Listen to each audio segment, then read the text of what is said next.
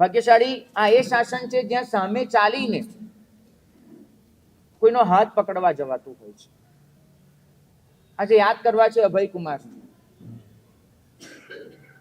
મેં વાત કરી હતી એમ, સુલસ કાળ સૌક્રિકનો દીકરો, જન્મજાત માંસ ખાઈને જ ઉછર્યો છે.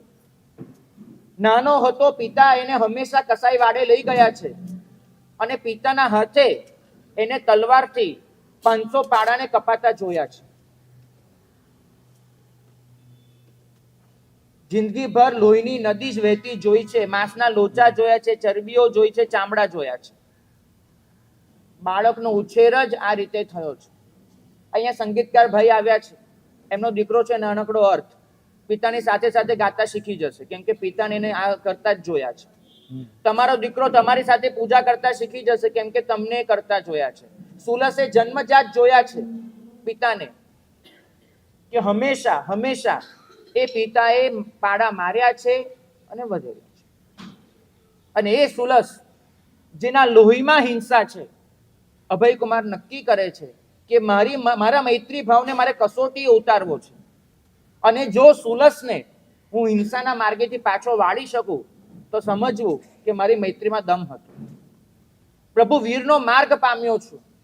એ માર્ગ પામ્યા પછી એવું કઈ રીતે બનવાનું કે મારી મૈત્રીમાંથી કોઈ બાકાત રહી જાય. અરે જે ધર્મ પામેલા જ છે એનું ધર્મના માર્ગે આગળ લઈ જાઉં, એમાં મારી કઈ વશેકાય. સુલસને જો પાછો વાળું તો મન બને. અને એને સુલસ સાથે મૈત્રી રચી. સુલસના ઘરે જવાનું, બેસવાનું, એને મિત્રતા કેળવવાની. અને ધીમે ધીમે એ સુલસના હૈયામાં અહિંસાનો નાદ જગાડ્યો. સુલસને સમવસ્ત્રણમાં આવતો કર્યો. સુલસને દેશના સંભળાવી પ્રભુ વીરની. અને પોતાની મૈત્રીના બળે સુલસને માંસાહારનો ત્યાગ તો કરાવ્યો જ, પણ જે જગ્યાએ છે જગ્યા ખોટી છે એ પ્રતીતિ કરાવી. પરિણામ એ આવ્યું કે કાળ સૌક્રિક ભલે અસમાધિમાં મર્યો છે, પણ એને સમાધિ આપવાની ચિંતા સુલસે કરી છે.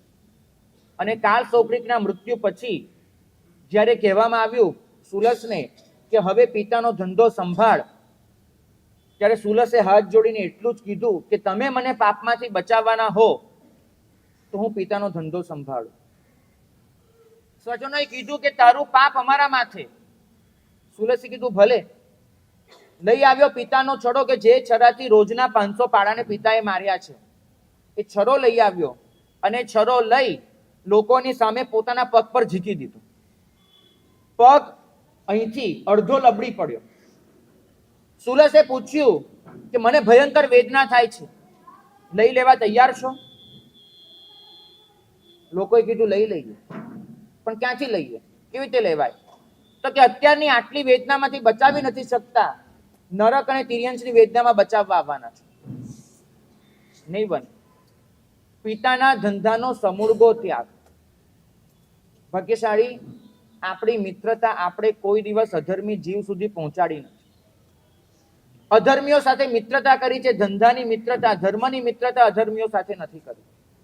કોઈ દિવસ પોતાની મૈત્રીને આપણે એ કસોટી ઉતારી જ નથી કે મારા મૈત્રી ભાવથી હું કોઈને પ્રભુ વીરનો માર્ગ દેખાડી શકું છું. હું મારા મૈત્રી ભાવથી કોઈને પ્રકાશમાં સ્નાન કરાવી શકું છું. મારા મૈત્રી ભાવથી હું કોઈના અંધેરા ઉલેચી શકું છું. નહીં. આપણે તો હંમેશા દરકાર એની કરીએ છીએ કે પેલો માફી માંગવા આવે તો આપણે સામે કહી દઈશું. બાકી આપણે સામે ચાલીને જવાના નથી. એનો ફોન આવશે, ચોક્કસ હું વાત કરી લઈશ. મારા ઘરે આવશે, ચોક્કસ આવકાર આપીશ. બાકી સામે ચાલીને હું જવાનો નથી. મહોબતના સાગરમાં ખેલદિલી હોય છે આવી. મહોબતના સાગરમાં ખેલદિલી હોય છે આવી.